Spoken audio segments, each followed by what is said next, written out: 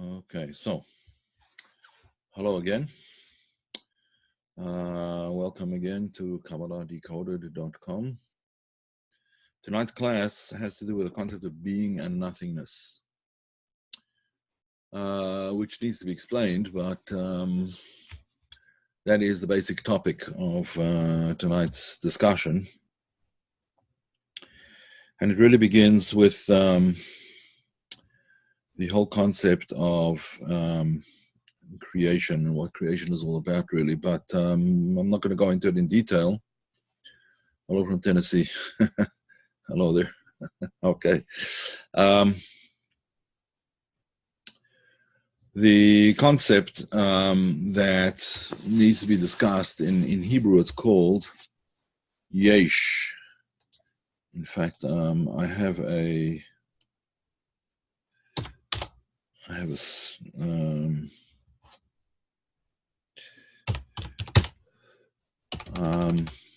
it on a document over here, which I'm going to share with you in a second.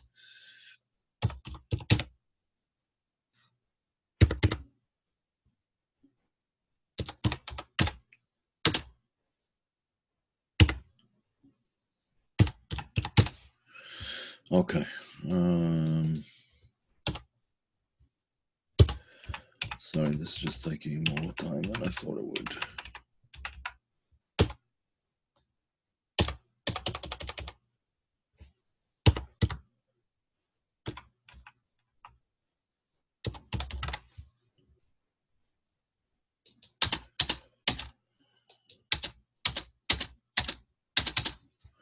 Okay.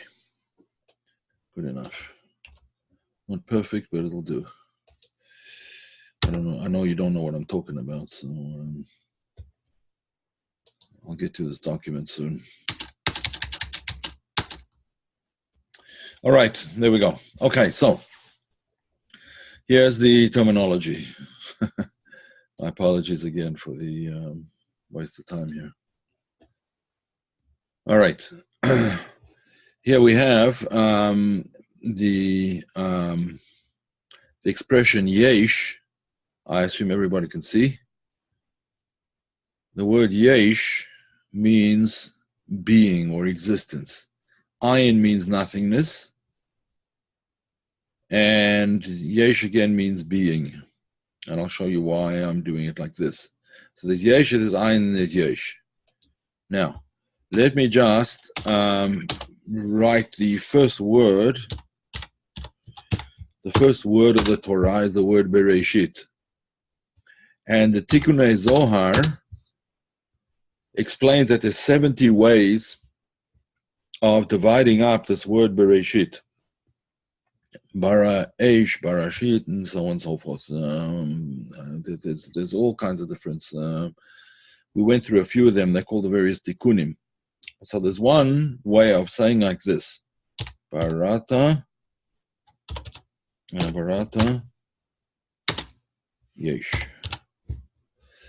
You created being, you created yesh, you created something. You created barata, referring to God. You created yesh, you created being. You created existence. Let's put it that way. It's all the same letters here.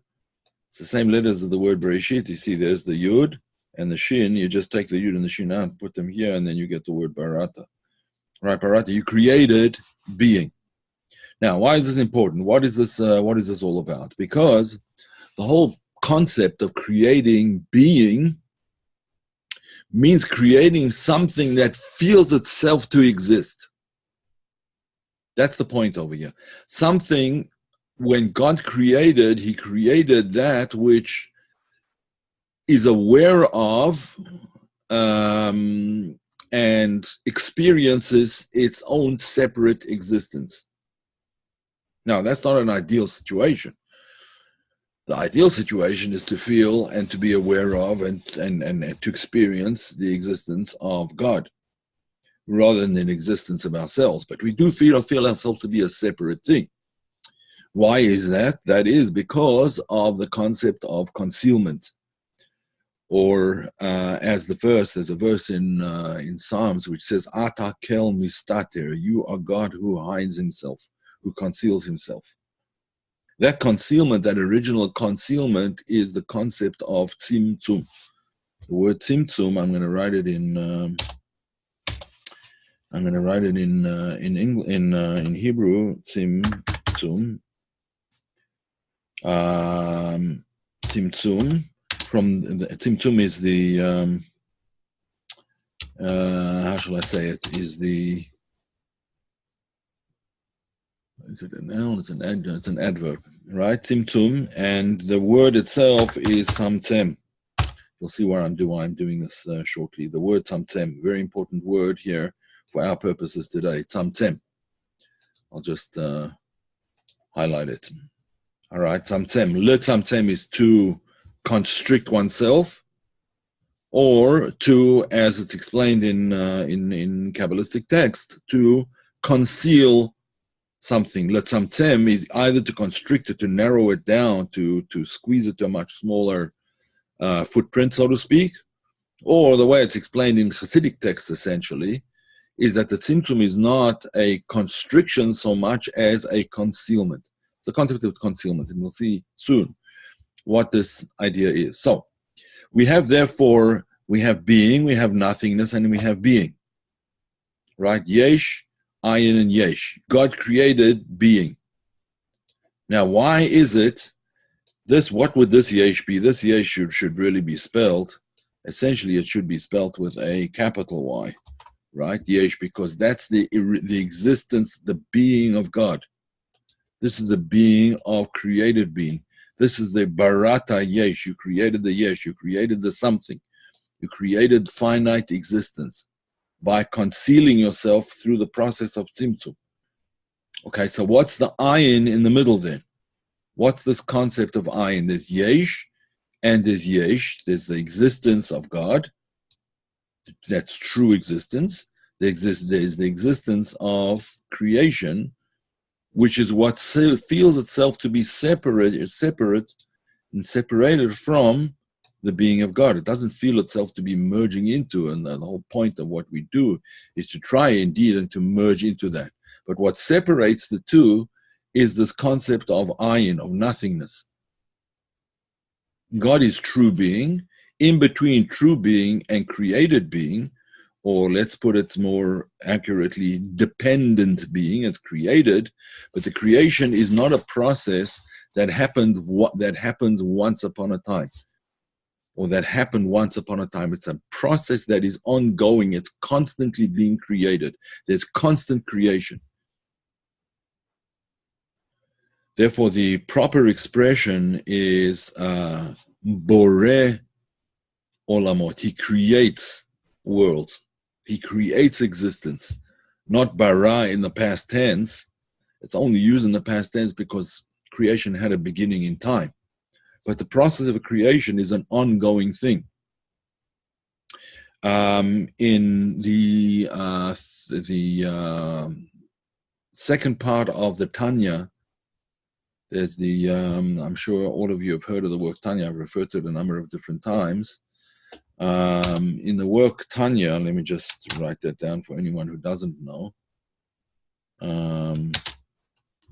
Work Tanya, called why is it so small? Let me just enlarge that a bit here. Tanya, the word Tanya. So in the second part of Tanya, called Igeret HaKod, Shar HaYichud. Shar HaYichud, that's the second part of Tanya, which we happen to be learning right now. Tanya is learned in an annual cycle by those who learn it regularly. You learn in an annual cycle, finish it every year. And at this point in time, we just started, a couple of days ago, we started Shar HaYichud v'ha'emunah, right? Shar HaYichud v'ha'emunah, the gate of oneness and faith. Okay, so that's the second part of Tanya. So it explains over there that creation is an ongoing thing.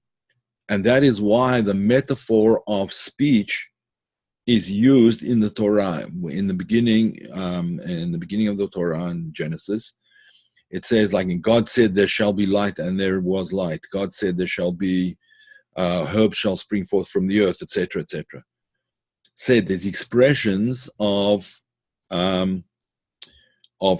saying the expression of saying is used, God said, for a very practical reason. Because just as when you cease to speak, the words don't sort of hang in the air. Yes, they are recorded in the blockchain of history, so to speak. They are there. You spoke them once upon a time, but we don't hear or see the words now. And when a person stops speaking, the words cease to be heard. So similarly, if God would stop speaking for even a moment, everything will return to a state of nothingness. It will return to a state of nothingness. Why? Because the mode of speech, and this again, we're only talking about a metaphor over here. It's only an analogy. But the mode of speech, God's speech, is what brings creation into existence. Right? God speaks the world into existence. In other words, he speaks, he communicates the world into existence. Or if you want to put it this way, he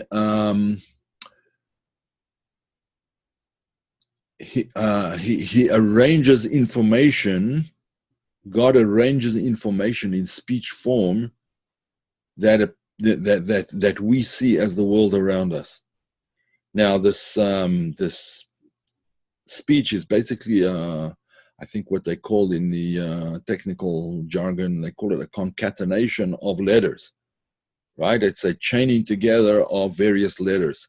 So the various letters of creation form that particular type of being. Now, I've spoken about this before in previous classes, so I'm not going to go much further with it, but the point being that in order to create the world, there is a pattern of speech, a pattern of transmission of information, which is called, metaphorically speaking, speech in the Torah. Now, that's what brings the yesh into being. And if this flow of information would be interrupted, even for a short time, everything would return to a state of ayin, to a state of nothingness. Let's talk about this a little bit more in depth, about this concept of yesh and ayin and yesh in terms of consciousness. I said before that the truth is that all there is this yesh, God's existence. But he communicates outside of himself, so to speak. He communicates what we experience as existence. And that physical existence around us, that yesh, that physical existence that we experience,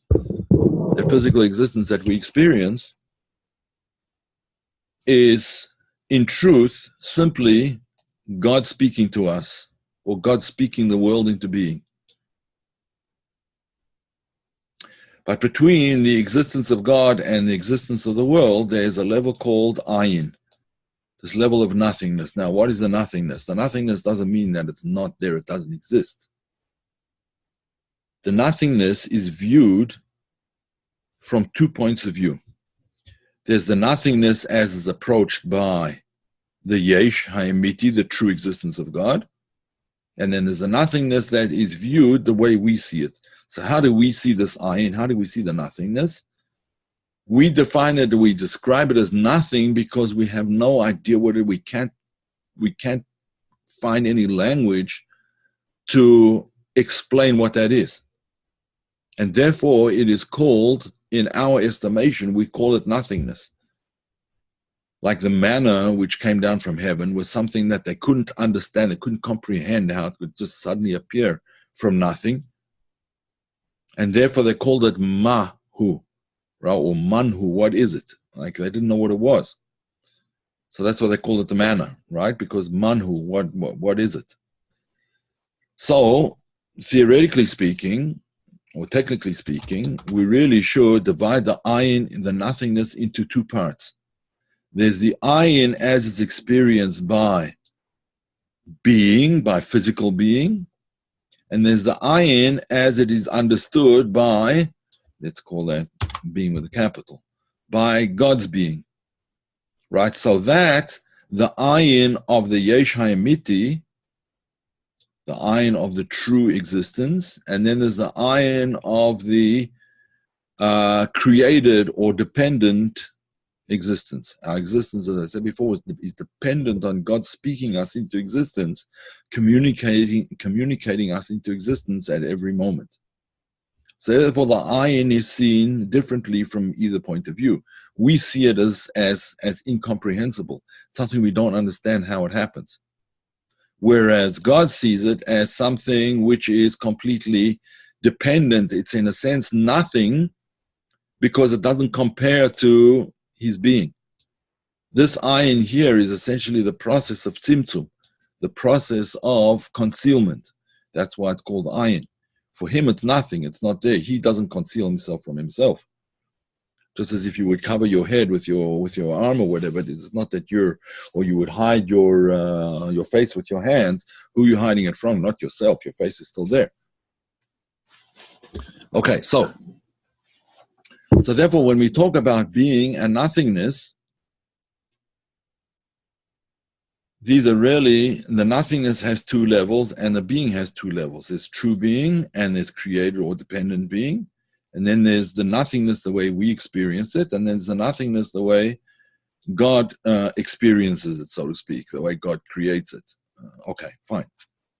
The question is, how do we connect this yesh with that yesh? What's the connection between these two things?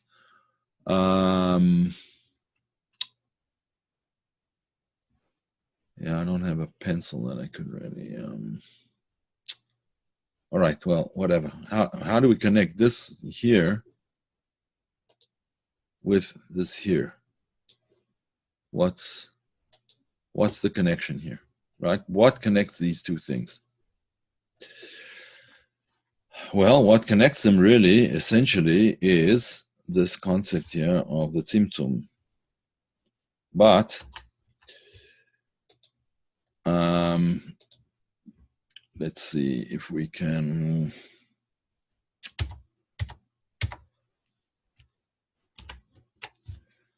Almost. All right. Whatever. The tzimtzum.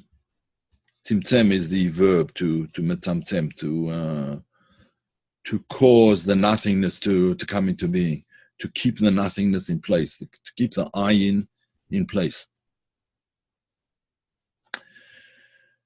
Now, in order to explain this a little bit better, we have to understand certain concepts in Hebrew.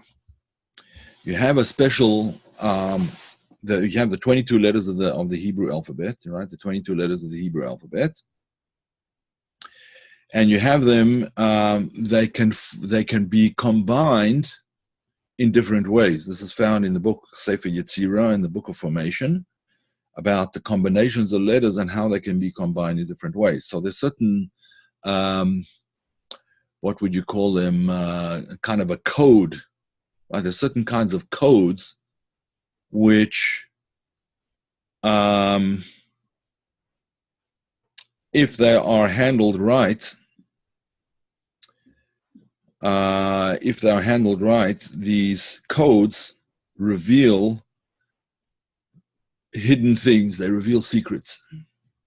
So one way of doing it, the simplest decoding system, is to simply reverse the alphabet. So the aleph that was at the beginning now goes at the end. The taf that was at the end now comes at the beginning.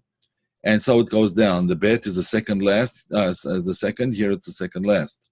The gimel is the third letter, and here it's the third last, right? This is called in the language of Hebrew coding and decoding. It's called atbash.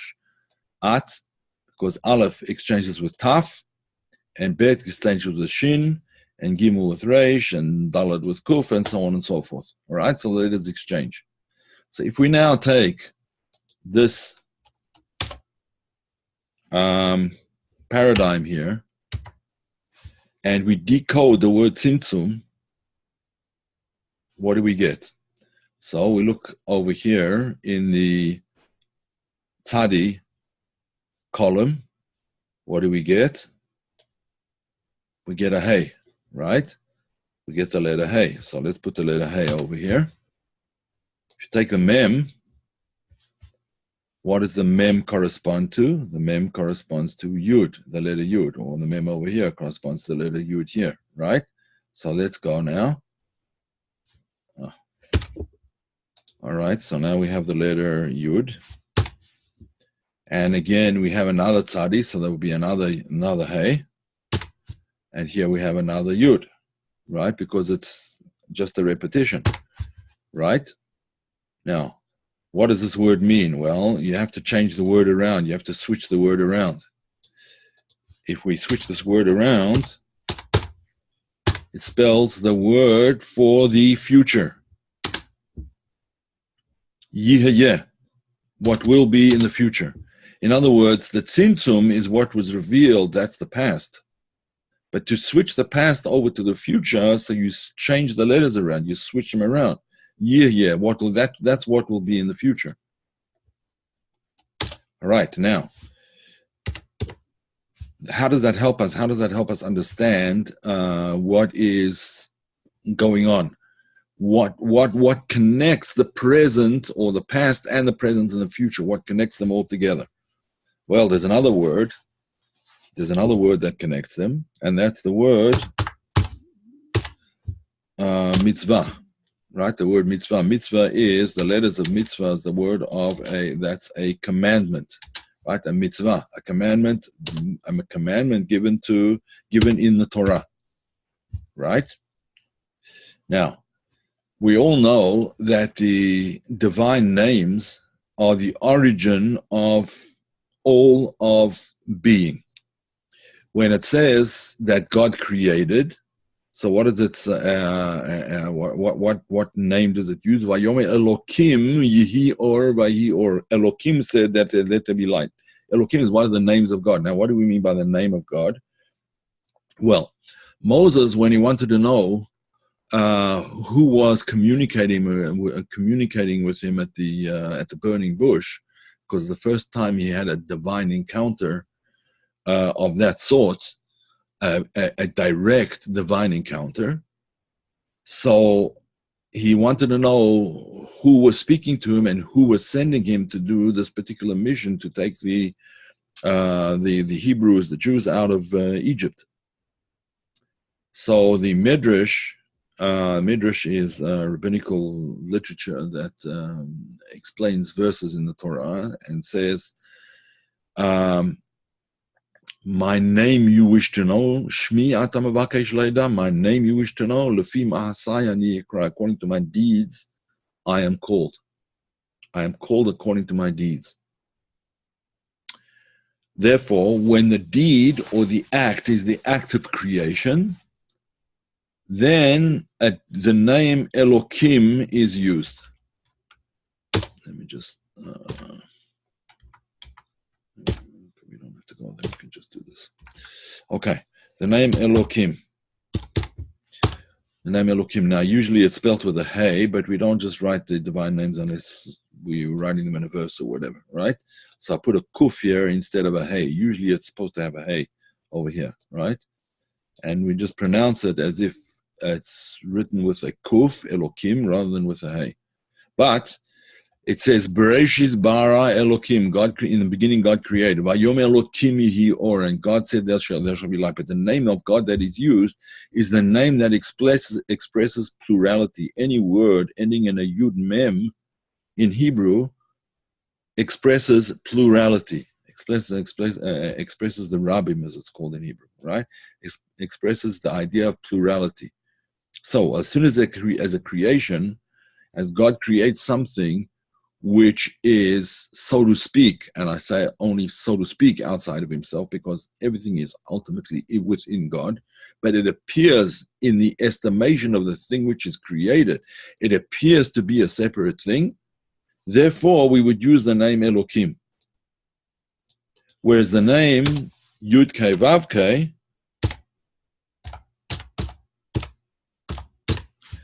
the name, the divine name of which expresses past, present, and future at once. In other words, transcendent, past,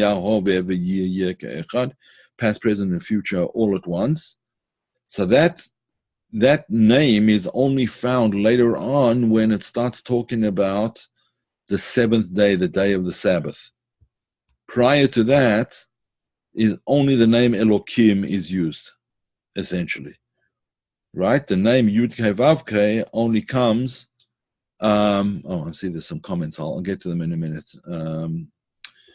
So the name Yud-Kei Vav-Kei is only used when the Sabbath is created. In other words, the cessation of the name Elokim, because the work, the 7 days of creation, the work of creation is done, and now comes the work of rest, right? Which is signified by this concept of something which is beyond time, past, present, and future all at once. That's what that name sort of signifies. Now, if we take the name Yud-Kei Vav-Kei, right, that is the divine name, and we substitute using our substitution table down below. If we substitute a Yud, what letter do we get? We get Mem, right? So then we get the letter Mem. Okay. I'm sorry for those who don't read Hebrew. This is not so straightforward for you. And the letter Hey substitutes for the letter Tzadi, right? Or Hey over here and Tzadi over there, right? So the Tzadi, and then you have. Let's just leave. So you have the substitute is the word mitzvah. What's a mitzvah? The mitzvah we said was a commandment, right? There you go. Mitzvah and Yud-Kei Vav-Kei. These represent the concept of concealment, or the concept of God taking the world outside of himself, so to speak. Obviously, again, there's nothing outside of God. We're all inside, but in our experience, we're outside, right?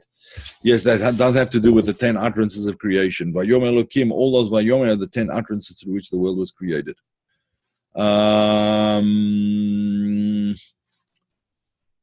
Right, very good. Okay, so there we go. So this concept, therefore, the Mem and the Tzaddik is from is the first letters of the word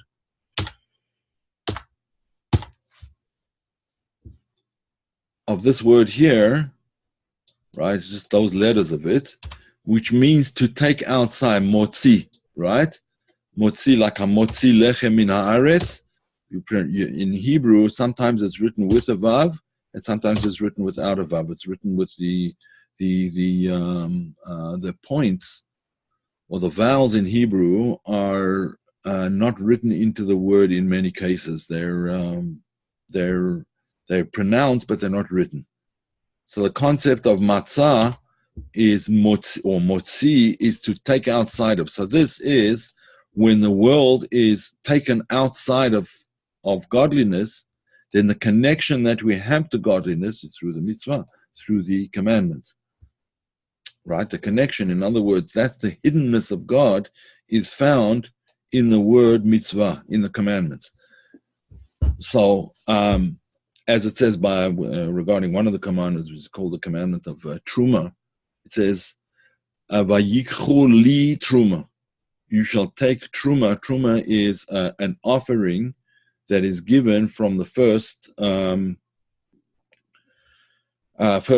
crops, right? It's called Truma, and that's given. It's given as a sacrifice or an offering in the temple. But the expression used is a strange one. Vayichuli, they should take to me Truma. So the sages say, don't read as they should take to me Truma. They should offer Truma to me. They should offer this offering to me, but they should take me as Truma, right? Me is what they're taking. When you do what God wants you to do, then you are taking him, so to speak. Actually, I shouldn't use the word so to speak. That's true. That's what it is. When you're actually taking God when you do what it is that he wants you to do. So that's the concept of mitzvah. So therefore, this is actually a teaching from Rabbi Levi Yitzchak Berditchev right in the beginning of the first of a Bereshit, when he explains that Levi Yitzchak Berditchev was a Hasidic Rebbe, very great Hasidic Rebbe, so he explains, therefore, the connection, this nothingness, this concept of nothingness here, which seems to divide between the true being of God and the being of created being, as long as that nothingness is translated into mitzvah, we are connected. In other words, the nothingness is not nothingness. The nothingness is not just a symptom, it's not just a concealment. This nothingness is, you can see that the same letters over here, the same mem tzadi over here, just in a different order, is what connects. So in other words, if you do the mitzvah and you substitute the mem tzadi, which signifies the tzimtzum, mem tzadi or tzadik mem, just switch the letters switched around. If you switch those around to their Atbash version, to this version here, then you see Yud Kei Vav Kei. You get in touch with the transcendent. So what therefore does a commandment do? It gets you in touch with the transcendent, and you can see that in the word itself. Okay, I'm going to leave it at that for now. Let's just take some questions, if there are any. Dennis studied Tanya, Monday, Friday, fine. Oh, very nice. Very nice. It's a wonderful work, Tanya. Very inspirational. The way God really explains it very well. Nefesh Chaim is not good to help us understand. Yes, these books are both in English. Okay, any other questions?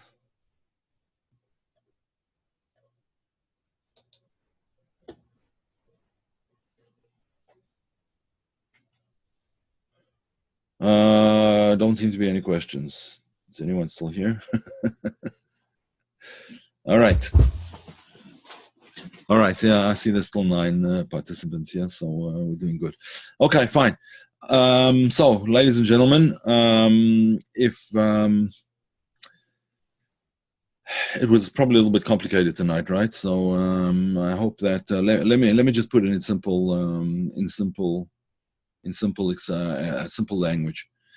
In order for our existence to connect with the ultimate existence, we have to have some connection. We have to have what's called a mitzvah. The word mitzvah actually means connection. That's what it means, from the word tzavta v'chibur. That's the connection. How do we connect to God? Through doing what it is that God wants us to do, through doing the mitzvot. Now, these could either be, for Jewish people, the 613 mitzvot of the Torah, those that we can do today, or if a person is not Jewish, then the 7 Noahide laws, which are also the mitzvot for Bnei Noach. The mitzvot, the connections for the descendants of Noah. Now, the 7 Noahide laws, you can look them up on the internet, what they are. But they're mitzvot in a much more sort of a general sense. In other words, they're much broader categories than the mitzvot, the 613 connections, the 613 commandments. Those are very specific. These are much broader categories and include many, many different things, including the laws of the country, as long as they are just laws. So you can, how does it relate to being a Nothingness by Sartre? If at all, it doesn't. It doesn't. I think that there's Jean-Paul Sartre, the French philosopher, basically said, you make your being to whatever it is that you want it to be. And I read it many, many, many, many years ago. We're talking about like probably 40 years ago. So, I don't remember it too well. And I found it a very difficult book to read as it is. So, but in any event, existentialism is not what we mean here.